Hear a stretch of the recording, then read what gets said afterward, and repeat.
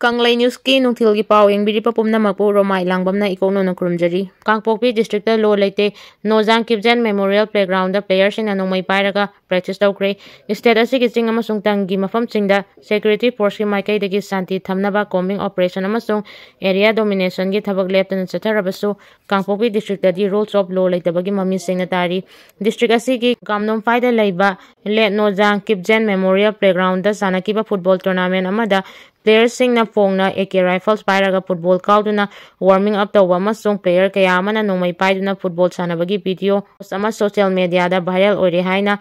NDTV na report tawri. Report asina makata na hairibana irang langba football gi jersey ama litpa nupa ama camera gi mamang tamna sangchilaki ku yongna moza upa amasung kongrau atenba setpa miyoy adu uful thanglaba leimai aduda football gi match ama sananabagi damakta sem saba mali adubu asiguma football player asigi masagi ye thangba mareng jumda AK rifles ama aduga atopa AK rifles amana makuta pairaga question senduna football kauraga warming up tawri mahangna Nongmei sing adu thangalaga harauna momonok na game adu sanari asiguma football match warm up ki video asi Ihan hana Manipur ki Kangpokpi district ki social media gi influencer amana Instagram gi post ama da thagalak pathengna ki hairiba video asing ase social media platform kaya da viral chatkibani video asida makuda AK amasung American origin M series ki assault rifle sing pairiba miyoy tara gunlom na football ama kauduna sanaba du uli Nongmei sing adugi barrel da angangba ribbon sing puli hairi.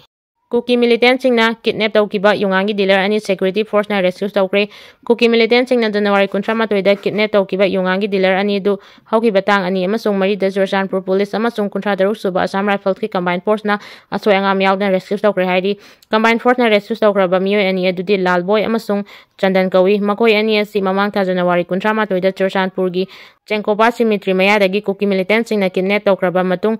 Athouba ransom gi demand ama tawrakibani adumakpu Churachandpur police amasung 36 suba Assam Rifles na makoibu rescue tawnaba leptana chatharakiba operation manung chana Kuki militants sing aduna makoibu phajinduna thamlangani hainaba chingnaba jaga sing yawna Gamjong Tolen amasung Songpi na chingbagi tongan ba mafam sing amadi hotel na chingbada check tawbagi thabak chathaki loinana town area da frisking amasung checking gi thabak hanadagi hena kangkhat hanki security force na chatharakwa operation gi manung chana February anida combined force na chathakiba frisking operation amada Chandan rescue tawba ngamki makata na Lalboy na February 5 da Meitei village ta chathakiba combined frisking operation amada rescue tawkibani hairi. KYKL gi leikhiraba social gi mangani leihun pangthokre chaliba tha asigi anida Kamjong district ki manung chanba border pillar number 85-86 ki maya nangna indoor border da Kene biga khothokna bada leikhiraba KYKL gi lanmi suknu awang lekai dagi Moirangthem social allies Athouba gi mangani leihun ngasi suknu da leiba Chingtam community hall da pangthokre tharam aduda maikai kaya dagi takpa CSO singi mihu ching maira paibi sing amasung miyoy kaya na saruya ki mangani leihun tambagi tharam adu leikhiraba gi photo adu dolai da hatuna suknu kaitel fauduna miyangi oiba kongchat ama chalaba matung suknu awang da leiba leikhiraba Athouba asigi pongnapam lamdam oiriba suknu awang lekai da leiba mayumda Shinki. Mangani lehun tambagi thauram aduda saruk yakiba suknu apunba luki maira paibi ki secretary ahaibam chantois na chanu na haikibada lamdam asida thoklibi irang asi karamna luisingadage haiba paliba lengak asina andhaningi political gi oiba awai akum tawnabasi pende nauriba isakya na makuta kulai pairaga